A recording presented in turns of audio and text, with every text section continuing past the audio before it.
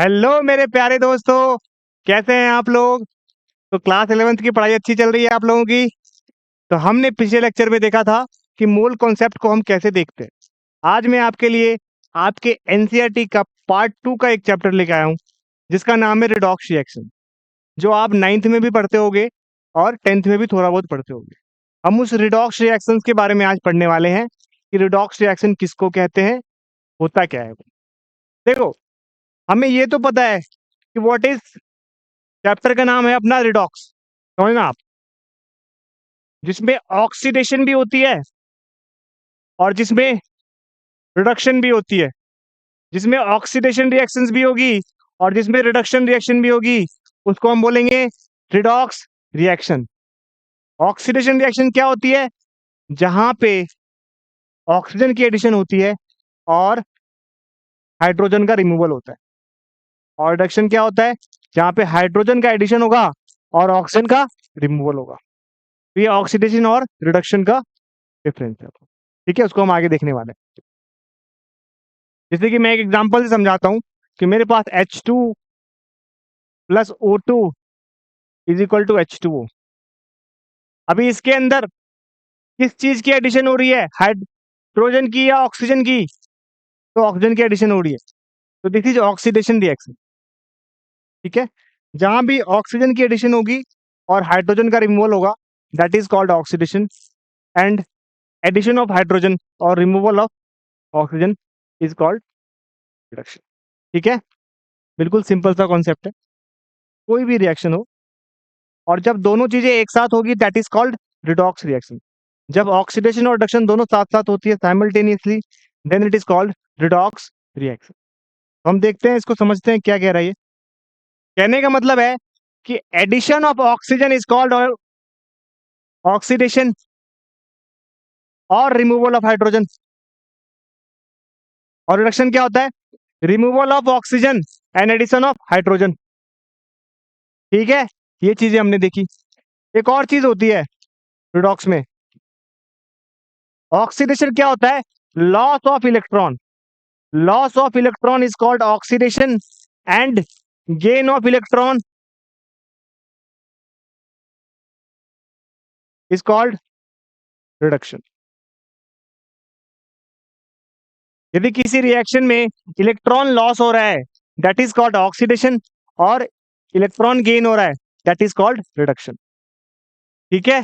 तो ये भी एक इलेक्ट्रॉन के टर्म्स में डेफिनेशन है। Addition of electron, gain of electron is called reduction, and loss of electron is called oxidation, ठीक है। अभी ये क्या कह रहा है सर?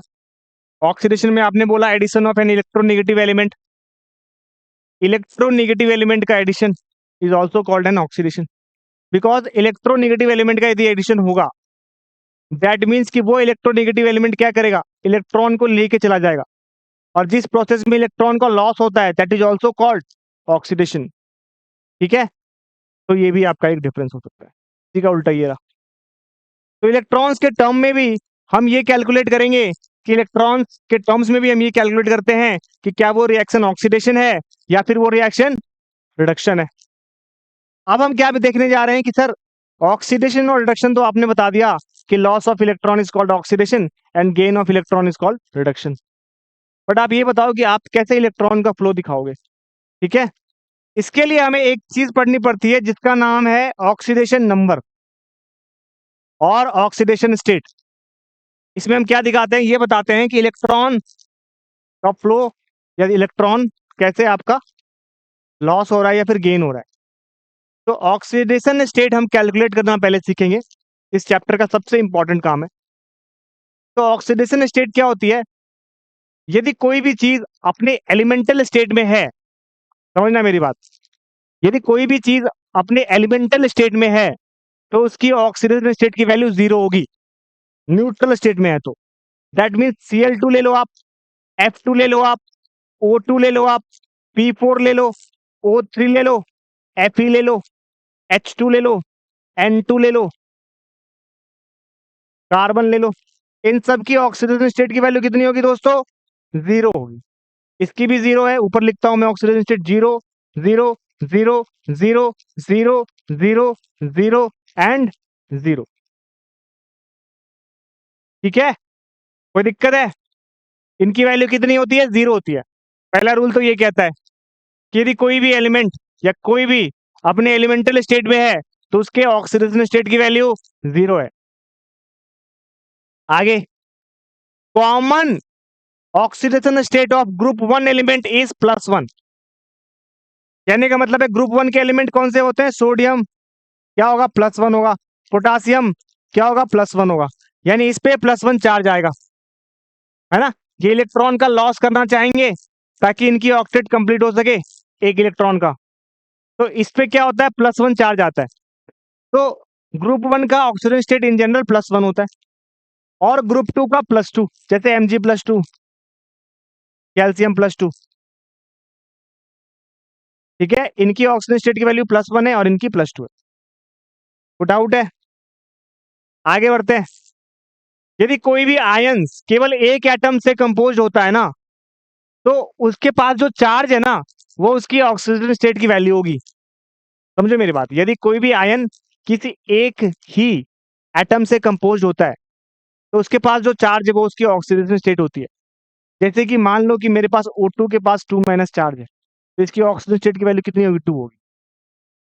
समझ में आया?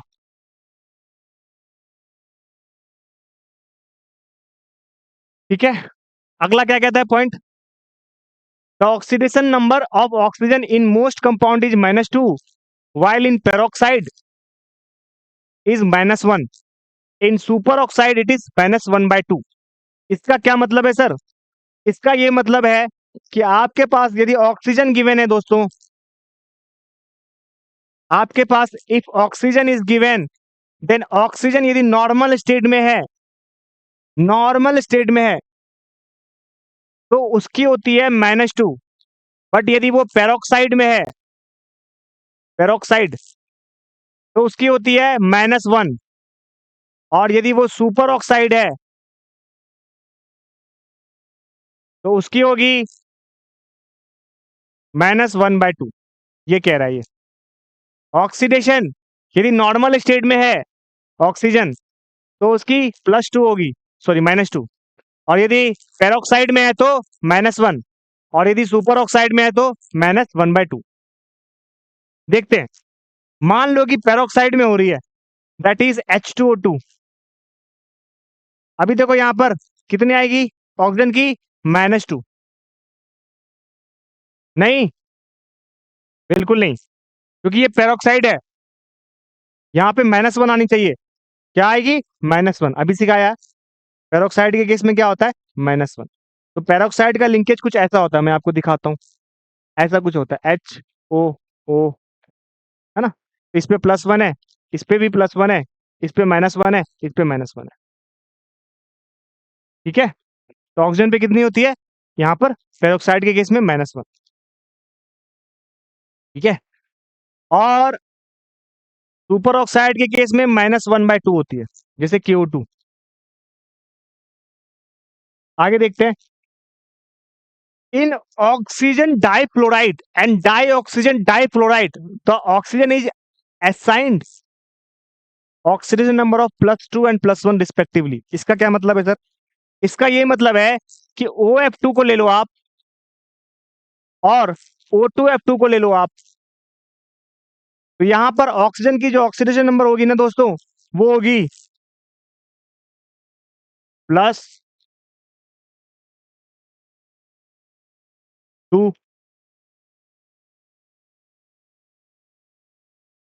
और यहां पर क्या होगी दोस्तों? प्लस।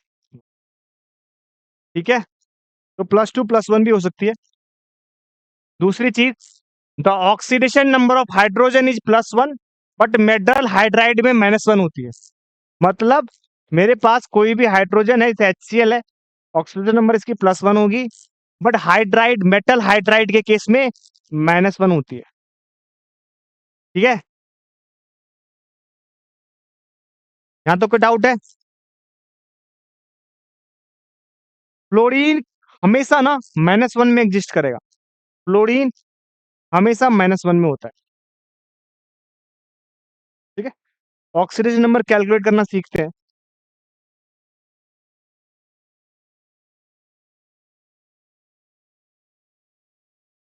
कह रहा है the algebraic sum of the oxidation number of all the atoms in a compound must be zero. Compound में ऑक्सीडेशन नंबर का अल्जेब्रिक सम हमेशा जीरो होना चाहिए। इसका मतलब क्या है सर? देखो, मान लो कि मेरे पास कोई भी कंपाउंड है, जैसे कि HCl है, या फिर मान लो HF है, तो हाइड्रोजन का ऑक्सीडेशन नंबर कितना होगा? +1। और फ्लोरीन का कितना होगा? -1, which is equal to zero. Compound के अंदर हमेशा जीरो आएगा। H2O ले लो आप। H2O के केस में हाइड्रोजन का कितना आएगा? +1, और 2 हाइड्रोजन है ना। और ऑक्सीजन में कितना आता है दोस्तों? -2। तो कितना आ गया? जीरो। समझ में आ गया? किसी का भी ले लो, कंपाउंड के अंदर क्या होता है? ओवरऑल ऑक्सीडेशन नंबर जीरो आनी चाहिए, तभी तो न्यूट्रल होगा ना compound.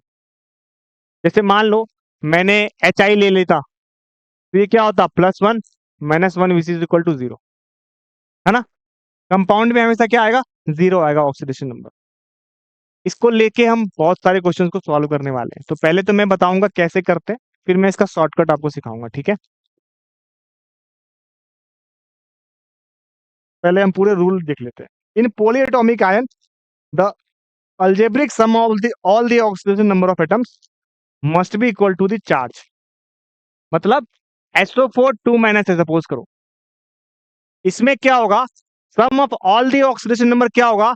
Must be equal to charge होना चाहिए, है ना।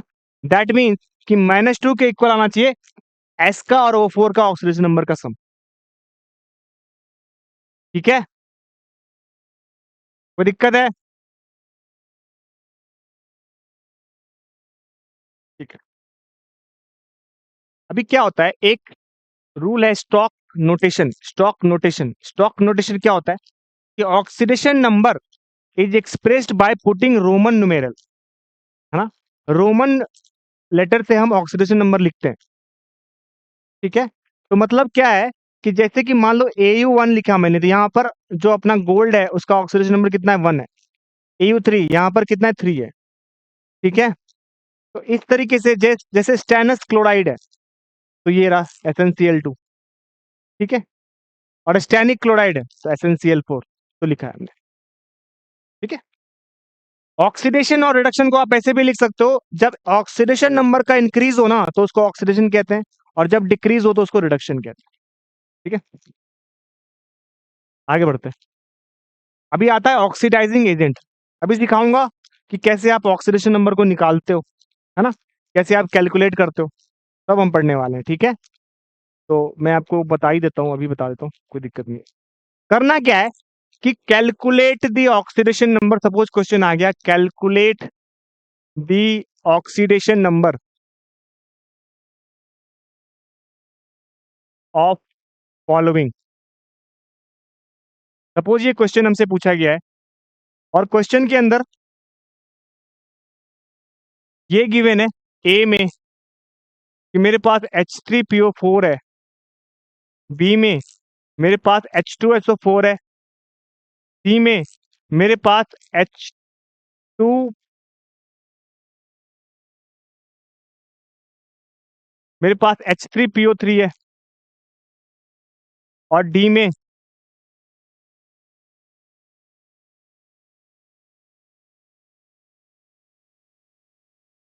मेरे पास MgSO4 है ना। तो सबका हम धीरे धीरे कैलकुलेट करना सीखते हैं। तो सबसे पहला आइटम हम लेके चलते हैं। पहला आइटम क्या है? सबसे पहला आइटम क्या है मेरे पास? ए में सॉल्यूशन देखो।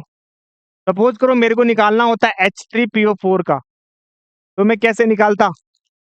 तो देखो ध्यान से देखना, क्वेश्चन नंबर ए, H3PO4, मेरे को पता है ऑक्सीडेशन नंबर, अभी सिखाया, हाइड्रोजन का कितना होता है, मुझे सेंट्रल एटम का निकालना है सब में। यहाँ फॉस्फोरस का निकालना था, पहले में किसका निकालना था, मैं लिख देता हूँ, सेंट्रल एटम का निकालना। यहाँ फॉस्फोरस का निकालना था, यहाँ पे सल्फर का, यहाँ पे भी फॉस्फोरस का, और यहाँ पे सल्फर का, ठीक है। तो देखो मेरे को पहला क्वेश्चन है H3PO4, अब बताओ हाइड्रोजन का कितना होता है, तो सर हाइड्रोजन का तो +1 होता है, अभी सीखा था, तो +1 × 3,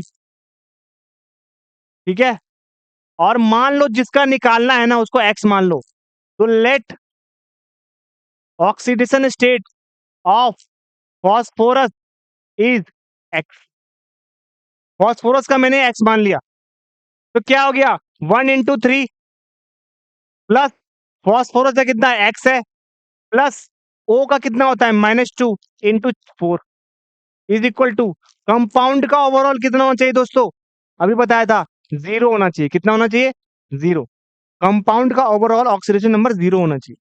तो यहां से क्या निकल के आएगा, 0 निकल के आएगा। तो आप क्या बोल सकते हो, 3x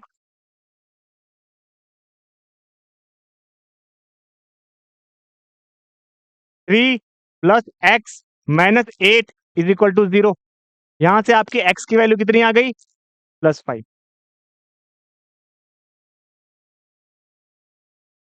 समझ में आ रहा है, आसान है, कुछ नहीं करना था।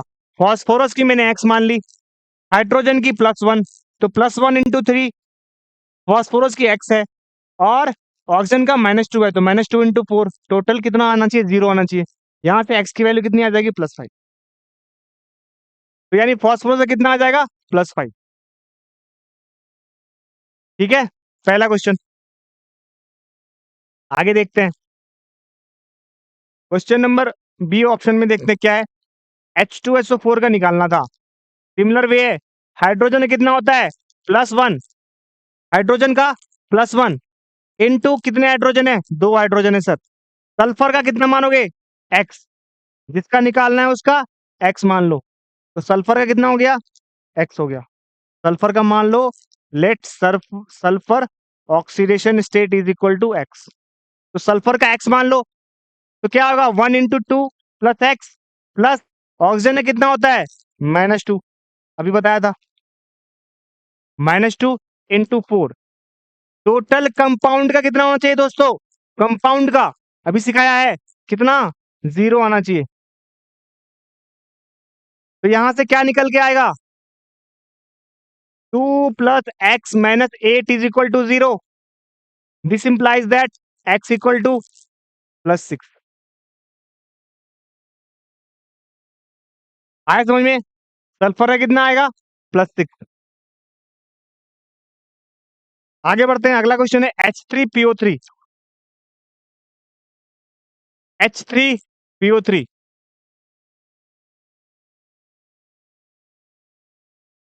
Late phosphorus oxidation state is equal to x। तो यहां से हाइड्रोजन का क्या है, +1 × 3 plus x plus -2 × 3, because oxygen में कितना है, -2, तो -2 × 3, 3 ऑक्सीजन है। यहां से क्या निकल के आएगा, 3 + x - 6 is equal to 0। This implies that x is equal to +3। आ गया आंसर, सबका आ गया, कोई दिक्कत है, H3PO3 का भी निकाल लिया। अगला क्वेश्चन था MgSO4 का। MgSO4, तो क्या मानेंगे, मैग्नीशियम का +2 अभी देखा था, सल्फर का क्या होता है पता नहीं, x मान लिया, और ऑक्सीजन में कितना है दोस्तों, -2 × 4। क्या आ गया ये, +2 + x - 8 is equal to 0। This implies that x - 6 equal to 0। This implies that x equal to 6।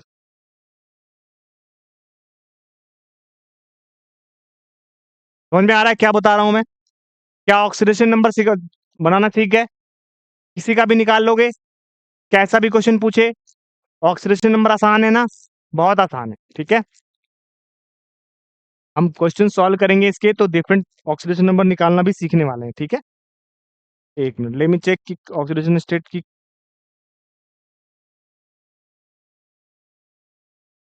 हाँ, एक दो क्वेश्चन में दे रखे हैं, जैसे यहाँ पर what is the oxidation number of sulphur in H2SO4,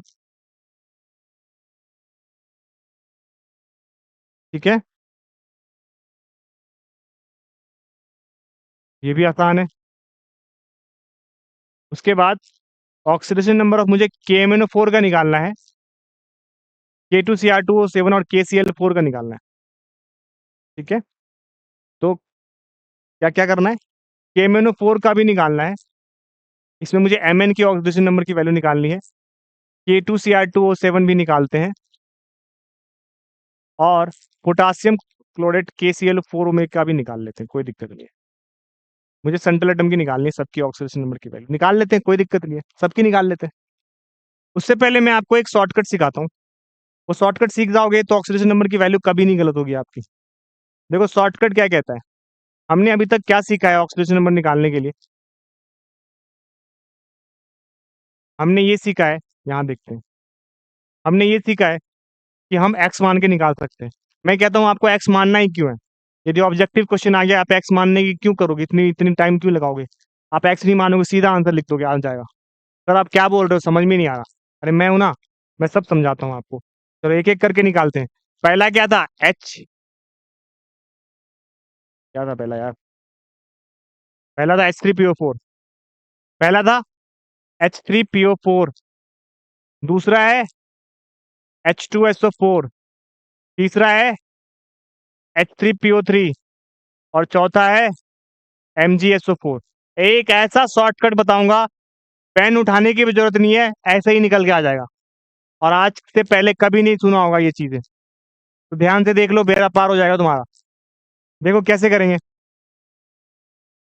आपको कुछ नहीं करना, जितने एटम है ना, सारे एटम के बीच में एक दीवार डाल दो, दैट मीन्स कि यहां पर और यहां पर डाल दिया। Atom as a whole neutral होना चाहिए, याद रखना। अब आप मेरे को बताओ, O4 है, तो ऑक्सीजन की ऑक्सीजन स्टेट की वैल्यू कितनी होती है, एक ऑक्सीजन की -2, तो यहाँ पर 4 ऑक्सीजन है, तो दिस इज -8। यहाँ पे -8 कहां से आया, क्योंकि ऑक्सीजन की कितनी होती है, -2, तो 4 ऑक्सीजन की -8, -2 × 4। हाइड्रोजन की +1 होती है, और 3 हाइड्रोजन है तो +3। अब इसको न्यूट्रल होने के लिए कितना होना पड़ेगा, फास्फोरस को +3 -8 क्या होना पड़ेगा, इसको +5, तभी तो 8 -8 0 आ जाएगा। तो यहां से फास्फोरस का डायरेक्ट निकल गया +5, कुछ नहीं करना, पेन भी नहीं उठाना, बहुत आसान था। इसकी निकालते हैं, ऐसे दीवार डाल दो, ऑक्सीजन की -8 बिकॉज -2 × 4, कल हाइड्रोजन की +2, तो इसको क्या होना पड़ेगा न्यूट्रल के लिए, +6, सीधा निकल गया, पेन भी नहीं उठाना आपको, आसानी से कर लोगे, किसी का भी निकाल लोगे यार, कोई भी क्वेश्चन कर लोगे, आज से के बाद कभी नहीं भूलोगे। H3PO3, ऑक्सीजन की -2 होती है, तो -6, क्योंकि 3 ऑक्सीजन है, यहाँ पे +3, तो ये क्या हो गई, +3 हो गई, बिकॉज +6 -6 0। MgSO4, ऑक्सीजन की -8 +2, तो ये +6, कितना आसान है, ऐसे ही निकालते हैं हम। ये जो हमारा थोड़ा क्वेश्चन था, डिफिकल्ट क्वेश्चन है, उसका निकालते हैं, ठीक है। KMnO4 है, एक्स मान के निकाल सकते हो इसका चाहो तो, एक्स मान के मैं कैसे निकालता सर, एक्स मान के मैं ऐसे निकालता कि मैंने मैंगनीज का एक्स मान लिया, तो पोटासियम का +1 होता है, प्लस Mn का एक्स है, और -2 × 4 हो गया, क्योंकि ऑक्सीजन का -2 है तो 4 ऑक्सीजन है, -4, तो इसका मतलब क्या आ गया, x इज इक्वल टू +7 आ गया। K2Cr2O7 देखते हैं, पोटासियम का कितना है भाई, +1 × 2, प्लस क्रोमियम का मैंने एक्स माना है तो 2 × x, प्लस ऑक्सीजन का मैंने -2 माना है तो -2 × 7, क्या आ गया यहाँ पर, 2 + 2x -14, x इक्वल टू क्या होगा, +6 आ गया। यहाँ पर K2Cr2O7 में x की वैल्यू +6 आ गई, ठीक है। KClO4 x, पोटासियम में कितनी है, +1, plus x plus -2 × 4, that means 1 + x -8, that means x is equal to +7, तीनों का निकल जाएगा आसानी से। बट ऐसे करना ही क्यों है, यदि ऑब्जेक्टिव क्वेश्चन आ रहा है आपके जेई के पेपर में तो, या नीट के पेपर में तो, इससे भी आसान मेथड मैंने बता रखा है आपको, क्या मेथड करना है, कुछ नहीं करना, बस दीवार डाल दो भाई। ये -8 हो गया, बिकॉज -2 इंटू 4 -8, दिस इज +1, तो न्यूट्रल होने के लिए +7 ही तो आएगा। सीधा है, क्यों लिखना एक्स वैक्स क्यों मानना। K2 से R2O7 करते हैं, दूसरा पेन से करते हैं ना। ये क्या है भाई, -14,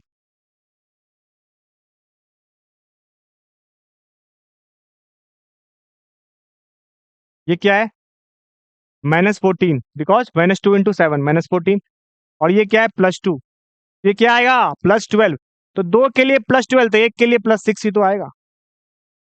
यहाँ से भी +6 ही आ रहा है, बिकॉज Cr2 है ना। KCl4 की करते हैं,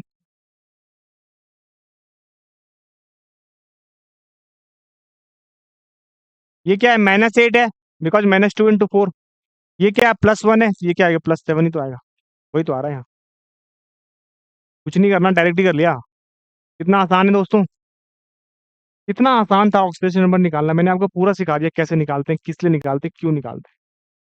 आराम से इसको देखना और डिसाइड करना क्या आपको समझ में आ रहा है जो सर ने बताया अब तक आपको, है ना।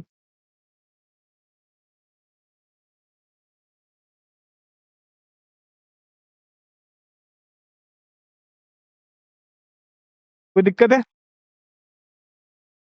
तो यहाँ तक हमने सीखा है कि कैसे आप ऑक्सीडेशन नंबर निकालते हो डिफरेंट डिफरेंट आइटम्स का। अब हम सीखते हैं कि यार ऑक्सीडाइजिंग एजेंट क्या होते हैं। ऑक्सीडाइजिंग एजेंट का मतलब है कि reagent which can increase the oxidation number of an atom. मतलब ऑक्सीडेशन नंबर को जब आप इंक्रीज करोगे तो उसको क्या करोगे, हम ऑक्सीडाइजिंग एजेंट बोलेंगे। बट एक्चुअली होता क्या है कि जिसका रिडक्शन हो रहा है ना, दैट इज ऑक्सीडाइजिंग एजेंट, और जिसका ऑक्सीडेशन हो रहा है that is reducing agent. Simple याद रखो, ये सब आपको कुछ नहीं याद करना, सिंपल है। यहां मेरे पास है ऑक्सीडाइजिंग ऑक्सीडाइजिंग एजेंट, और यहां पर मेरा है रिड्यूसिंग एजेंट। तो ऑक्सीडाइजिंग एजेंट क्या होगा, विच हेल्प इन ऑक्सीडेशन, और ऑक्सीडेशन क्या होता है, लॉस ऑफ इलेक्ट्रॉन। तो ये इलेक्ट्रॉन क्या करेगा, एक्सेप्ट करेगा। तो जो इलेक्ट्रॉन एक्सेप्ट करता है ना, that is called oxidising agent. और रिडक्शन क्या होता है, गेन ऑफ इलेक्ट्रॉन। और एजेंट क्या होगा, जो गेन करने में हेल्प करे, दैट मीन्स जो इलेक्ट्रॉन लूज करेगा, इलेक्ट्रॉन डोनेट करेगा, that is called reducing agent. Electron acceptor, electron donor, याद रहेगा, पेपर के अंदर पूछे जाएंगे। ठीक है, समझ में आ गया। तो ये ऑक्सीडाइजिंग एजेंट और रिड्यूसिंग एजेंट आपको पूछ सकते हैं क्वेश्चन, समझ में आया। अब हम रिडॉक्स रिएक्शंस की बैलेंसिंग सीखने वाले हैं। यहाँ पर बहुत ही लंबे लंबे लेटर में दे रखा है आपको, ये सब ठीक है, आपको देख लो आपको, पर आपको मैं डिटेल में समझाऊंगा बहुत अच्छे तरीके से कि आप कैसे बैलेंस करते हो। ठीक है, समझते हैं इसको। सबसे पहले आप ये समझो कि इलेक्ट्रोकेमिकल सेल में क्या होता है, इलेक्ट्रॉन का फ्लो होगा। इलेक्ट्रॉन का जब फ्लो होगा, यानी कि सपोज करो कि मैंने क्या करा, ये आप इलेक्ट्रोकेमिस्ट्री में पढ़ोगे क्लास 12 के अंदर। मैंने ये क्या करा, दो अलग अलग बीकर ले रखे हैं, एक के अंदर हमने जिंक के सॉल्यूशन दे रखे हैं, जिंक सल्फेट के, और एक के अंदर मैंने कॉपर सल्फेट के सॉल्यूशन दे रखे हैं। दैट मीन्स Zn+2 में है इसके अंदर, और कॉपर +2 में है। और इसके अंदर हमने क्या करा, जिंक का इलेक्ट्रोड डाल दिया और कॉपर का इलेक्ट्रोड डाल दिया। ठीक है, और सॉल्ट ब्रिज डाल दिया जो एक्सेस ऑफ आयंस को एब्जॉर्ब करता है। तो ये रिएक्शन कुछ ऐसी होती है, बच्चों ध्यान देना, मैं आपको समझाता हूँ, उससे आपको बहुत कुछ समझ में आ जाएगा। Zn, देखो यहाँ पर मेरे पास क्या था, जिंक था, और यहाँ पर मेरे पास क्या था, कॉपर था। ठीक है, अब हम क्या करने वाले हैं, रिएक्शंस लिखने वाले हैं कि Zn की जो ऑक्सीडेशन स्टेट है वो कैसे आपको चेंज हो रही है। ठीक है, चलो करें। तो रिएक्शंस क्या कहती है, Zn plus CuSO4 is equal to ZnSO4 plus Cu। अब देखो इसके अंदर क्या हो रहा है, Zn की ऑक्सीडेशन नंबर यहाँ पर कितनी हो सकती है, कितनी है दोस्तों, 0 है। यहाँ पर कॉपर +2 में है, यहाँ पर Zn की क्या है, +2 है, और कॉपर यहाँ पर 0 में। एक बात बताओ, Zn 0 से कहाँ गया, +2 में, दैट इज Zn का क्या हुआ, लॉस ऑफ इलेक्ट्रॉन हुआ। अब जब लॉस ऑफ इलेक्ट्रॉन हो रहा है, दैट मीन्स यहाँ पर क्या हो रहा है, बताओ क्या हो रहा है, लॉस करेगा ना इलेक्ट्रॉन, 0 से +2 में आ गया, तो दैट मीन्स ऑक्सीडेशन हो गया यहाँ पर।